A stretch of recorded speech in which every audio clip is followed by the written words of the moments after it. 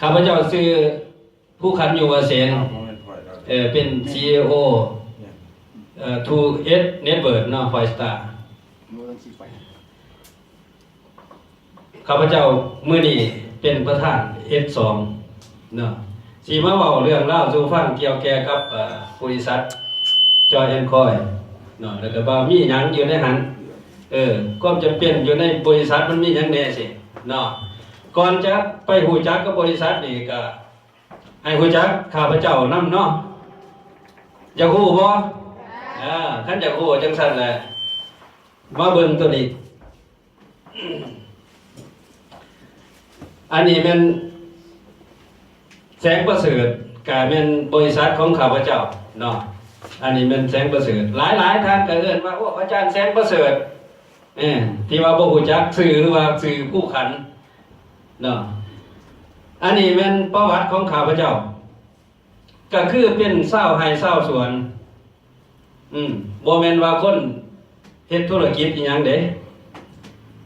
เฮ็ดสวนกาแฟเป็นต้นต่ออยู่หั่นนี่ก็สุดหล่อเนาะขับรถไถเองไปเก็บกาแฟเองนี่นี่มันสุกเด้นี่ไปกับร้านได้น้อย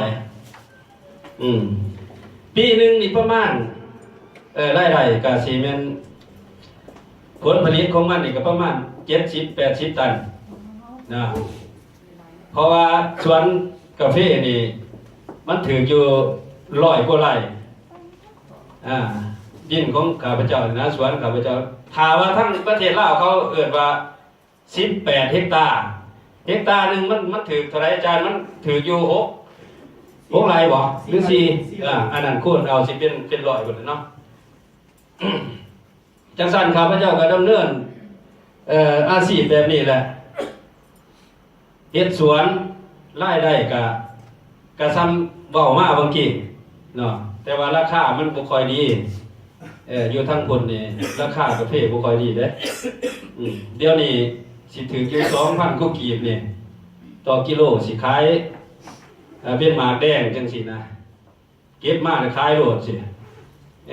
หลังจากนั้นก็มีผู้แนะนำข้าพเจ้าว่าเจ้าเฮ็ดสวนนี่นะมันรายได้ซ้ำนี่ธรรมดามันต้อง10 ตันขึ้นเมื่อต่อเฮกตาร์สิเฮาผัดบ่ได้แต่ประมาณ5หรือว่าสูงสุดก็เป็น7 ตันสิถือว่ามั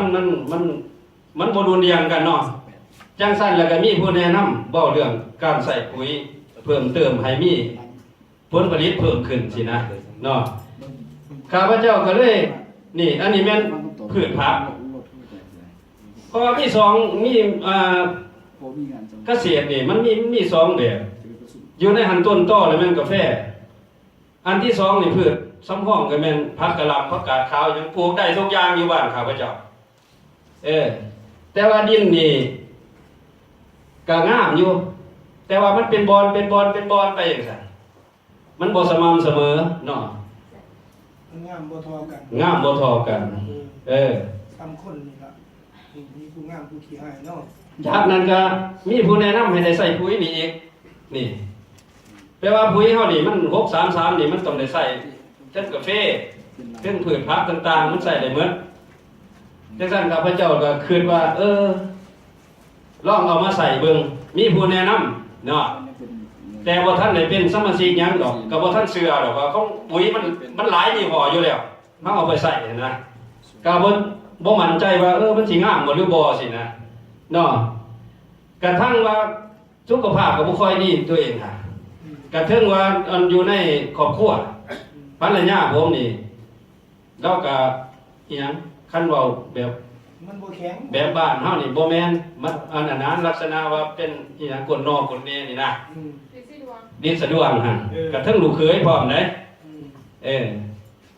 ก็เลยแนะนำเรื่องยามาอีกนี่ก็พากันซื้อยานี่แหละอันนี้มันอยู่ในเรือนนี่ดิปิดโกเริ่มต้นถ้ามิดนี่กินโลดทั้งเมียแล้วก็ทั้งลูกเขยอยู่เรือนเนาะคงเป็นพญาตัวนั่นแหละพญาความไทยแบบเนาะเป็นโรคนั่นแหละ ลกลิซี่ดวง ภาษาลาวคันว่าพญามันสิผิดเนาะ หลังจากนั้นก็มากินยานี่แม่นครอบครัวข้าพเจ้าเองข้าพเจ้าก็กินเนาะอันนั้นน้องสาวอันนี้แม่นพ่อใหญ่อยู่เฮือน82 ปีปีแล้วไปนี่ใส่ออกซิเกือบเหมือนเลยมากินยงเฮิงเล่าฟื้นเสียหญ้าสวนได้สบายยังเท่าเดียวนี้อยู่เฮือนอาจารย์ธนานั่นก็เห็นเราอยู่เป็นไปบ้านเด้อันนั้น82 ปีอันนี้ครอบครัวอันนั้นเป็นน้องสาวอันใส่หมวกมีจักปีใส่หมวกกันบ่อันใส่หมวกไหมผมอยู่หัวนี่แม่นี่บ่อันนี้ยังหนุ่มอยู่60ปลายในเรื่องสุดเขาจะว่ามากินนี่ก็ดีขึ้นเนาะก็พากันกินกับเท่าเดี๋ยวนี้แหละบัดนี้มีผู้เป็นโรคหั่นแล้วก็เดี๋ยวนี้แข็งแรงไปไสมาไสได้สบายเนาะจากนั้นก็เลยสมัครเขาเป็นสมาชิกอยู่เรื่องหั่นสมัครเข้ามาโลดเด้นี่สมัครเข้าเบื้องแรกก็ทำอิฐก็เป็นกูเดียวเนาะเป็นสมาชิกหลังจากนั้นก็ให้กันกินไปเบิดเนาะมีพี่มีน้องเดี๋ยวเข้ามามันเป็นได้ไรเนี่ยอาจารย์นี่ใส่หญ้าแล้วเนี่ยน้ำเดือมปุ๋ยมาใส่ปุ๋ยอันนี้แม่นลูกหลานเทศการเกษตรเขากับปลูกฟังเนี่ยนี่แหละปักกะลำบ้านเฮานี่ใส่ปุ๋ยนี่ว่า3 โลกว่าได้นี่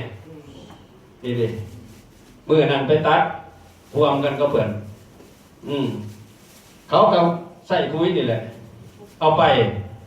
ให้เขาทดลองใส่เบิ่งนี่ข้าพเจ้านี่พักกะลำนี่พักกะลำอยู่เฮือนเฮาเองกำลังปลูกอยู่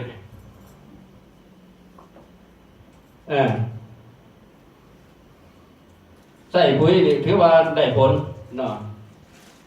จากนั้นนี่เอามาใส่กาแฟอันนี้เป็นลูกเคยผู้นี้แหละผู้นี้ก็เศร้าแล้วเรื่องเป็นลูกแล้วขับรถไถได้ดีตะกี้นั่งแล้วก็นั่งบ่ได้เจ็บเนาะลมมันเย็นอันนี้แม่นกาแฟสวนข้าพเจ้าแล้วได้ใส่ปุ๋ยนี่ใส่หมวกกันบ่ก็สิแม่นพระเอกสวนนั่นน่ะพระเอกสวนนั่นน่ะปีนี้เก็บได้113 ต้น113 ตันที่ใส่ปุ๋ยถือว่าดีเนาะเห็นบ่ได้113 ต้นปีนี้ใส่ปุ๋ยนี่แล้วถือว่าสมควรแต่ก่อนๆมาประมาณ70 ตันบ่ลด70 ตันเนาะถือว่าผลประโยชน์สูงเรื่องปุ๋ยเฮานี่ผู้ใดบ่ทันได้ใส่เอาไปใส่ส่งภาคนี่นี่สิเอาเมื่ออีกครับอาจารย์ธนานั่นนี่16 ตันมื้ออื่นมื้อฮื้อเมื่อกลับจากนี่เนาะถือว่าบ้านนี่มาไว้ภาพมันสามารถกายแบบเฮาสิอธิบายมันคือบ่ต่อเนื่องบ่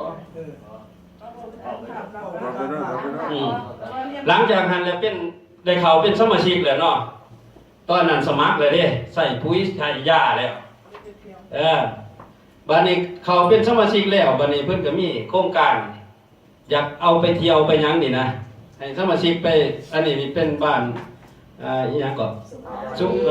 ก็บ่ดีนี่ข้าพเจ้าก็อยู่ในห่วงนี่อยู่ในนี่แม่นทิ่มข้าพเจ้าเบิดสีฟ้านี่ที่ว่าสักส่วนไปเนาะไปน้ำกันนี่หลายเป็น2 รถบัสพุ่นล่ะไปเที่ยวน้ำกันหลังจากนั้นนี่ข้าพเจ้านี่ดำอยู่หั่นแหละอันนี้ทานนี่มาถ่ายรวมกันนี่ครับอันนี้นี่เป็นคนสมาชิกแถวปากซอง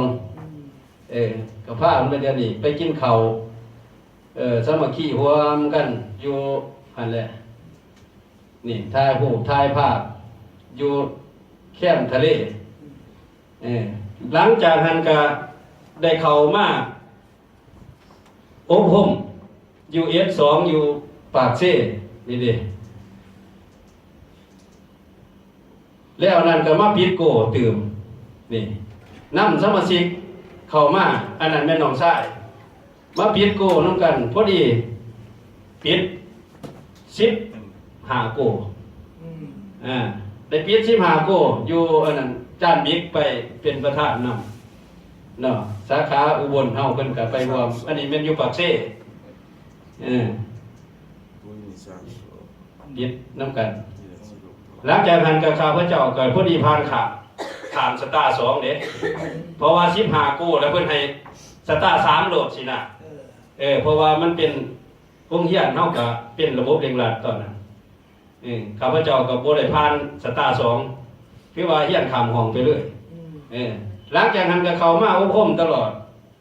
เนาะนี่สร้างอันนี้แม่น